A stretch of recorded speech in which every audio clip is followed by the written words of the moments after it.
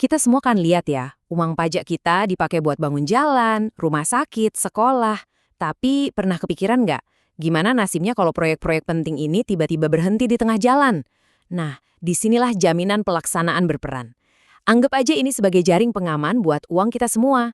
Coba deh bayangin, ada proyek jembatan yang penting banget buat satu kota. Kontraktornya udah menang tender, mulai kerja, tiba-tiba dananya habis. Atau lebih parah lagi, orangnya ngilang entah kemana. Jembatannya jadi monumen gagal, lalu lintas kacau, dan yang paling nyesek, uang rakyat ya hangus gitu aja. Pertanyaannya jadi jelas banget, siapa yang harus nanggung rugi? Nah, untuk mencegah skenario horor kayak tadi, pemerintah punya satu alat andalan. Namanya jaminan pelaksanaan. Ini tuh bukan sekedar kertas formalitas loh. Ini benar-benar jaring pengaman finansial yang dirancang khusus buat melindungi kita, kepentingan publik. Jadi, apa sih sebenarnya jaminan itu? Gampangnya gini, menurut peraturan presiden, ini adalah sebuah garansi tertulis yang dikeluarin sama bank atau perusahaan asuransi. Seolah-olah mereka bilang, tenang, kalau kontraktornya gagal, kami yang bakal tanggung jawab. Ini pondasi utamanya biar semua pihak merasa aman. Dari beberapa jenis jaminan yang ada di pengadaan pemerintah, jaminan pelaksanaan ini jadi yang paling krusial pas proyeknya udah jalan. Tujuannya spesifik banget, cuma satu, memastikan si penyedia jasa menyelesaikan pekerjaannya persis seperti yang udah disepakati di kontrak, nggak kurang, nggak lebih. Nah, ini bagian yang penting banget. Biar jaminan ini benar-benar berguna, ada 3 syarat mutlak. Pertama, sifatnya harus tidak bersyarat. Artinya nggak ada lagi tuh alasan berbelit-belit buat nunda pencairan. Kedua, mudah dicairkan. Prosesnya harus simpel, nggak pakai ribet. Dan yang ketiga, harus cair dalam 14 hari kerja. Kenapa harus cepat?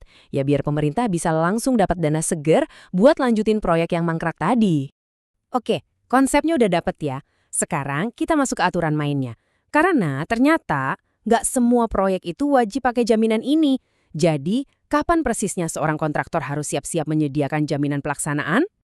Ini dia angka saktinya, 200 juta rupiah. Menurut Perpres, setiap kontrak untuk pengadaan barang, pekerjaan konstruksi, atau jasa lainnya yang nilainya di atas angka ini, maka jaminan pelaksanaan itu hukumnya wajib. Jadi, ini semacam garis pemisah yang jelas antara proyek skala kecil dan proyek yang risikonya lebih besar. Eits, tapi ada kecualinya juga. Kontrak untuk jasa konsultansi, yang kan lebih ngandelin otak dan keahlian ya, bukan bangunan fisik, itu nggak perlu jaminan ini. Selain itu, ada juga pengecualian untuk situasi unik, di mana aset si penyedia jasa itu udah dipegang sama pemerintah, jadi risikonya dianggap lebih rendah. Soal nilainya, ini nggak asal tebak, ada rumusnya sendiri, dan rumusnya itu membandingkan nilai penawaran si kontraktor dengan perkiraan biaya dari pemerintah. Istilah kerennya itu HPS, atau harga perkiraan sendiri. Anggap aja HPS ini patokan harga wajar dari pemerintah. Coba deh kita lihat tabel ini biar lebih jelas. Kalau penawaran Anda wajar, antara 80-100% dari HPS, nilai jaminannya itu 5% dari nilai kontrak. Gampang ya? Tapi, lihat skenario kedua. Kalau Anda nawarnya terlalu murah, di bawah 80% HPS, jaminannya jadi 5% dari nilai HPS, bukan dari nilai kontrak Anda yang lebih rendah itu. Ini tuh cara pemerintah buat jaga-jaga dari penawaran yang nggak realistis dan berisiko tinggi. Cerdas kan? Dan satu lagi yang perlu dicatat, jaminan ini masa berlakunya bukan cuma pas lagi bangun-bangunnya aja. Jaminan ini harus tetap aktif sampai semua pekerjaan selesai 100% dan udah ada serat terima resmi. Jadi ini benar-benar perlindungan total dari awal sampai akhir. Sekarang kita masuk ke bagian yang paling serius. Apa jadinya kalau seorang kontraktor nekat main-main atau gagal memenuhi kewajiban soal jaminan ini? Aturannya jelas banget dan taruhannya gede banget. Salah satu pelanggaran paling fatal yang bisa dilakukan kontraktor adalah ini, menyerahkan jaminan yang pas mau dicairin ternyata nggak bisa.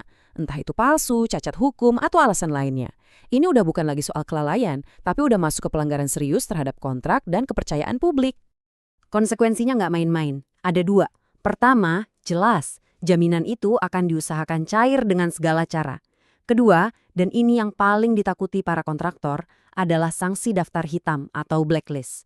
Kalau udah kena ini, perusahaan itu dilarang ikut tender pemerintah manapun di seluruh Indonesia selama setahun penuh. Ini bisa jadi akhir dari karir mereka di proyek pemerintah. Jadi pada akhirnya, jaminan pelaksanaan ini adalah alat yang vital banget. Buat pemerintah, ini cara buat ngamanin uang pajak kita dan mastiin proyek-proyek penting bisa selesai. Tapi buat kontraktor yang profesional dan kredibel, ini bukan beban. Justru ini adalah cara mereka menunjukkan komitmen dan kualitas mereka. Jadi, mari kita tutup bahasan kita dengan pemikiran ini. Mungkin udah saatnya kita nggak lagi lihat jaminan pelaksanaan cuma sebagai selembar kertas kewajiban administrasi. Coba lihat ini sebagai cermin. Cermin dari kesiapan, profesionalisme, dan kredibilitas sebuah perusahaan.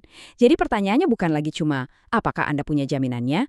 Tapi lebih ke, apakah Anda siap dengan semua tanggung jawab besar di baliknya?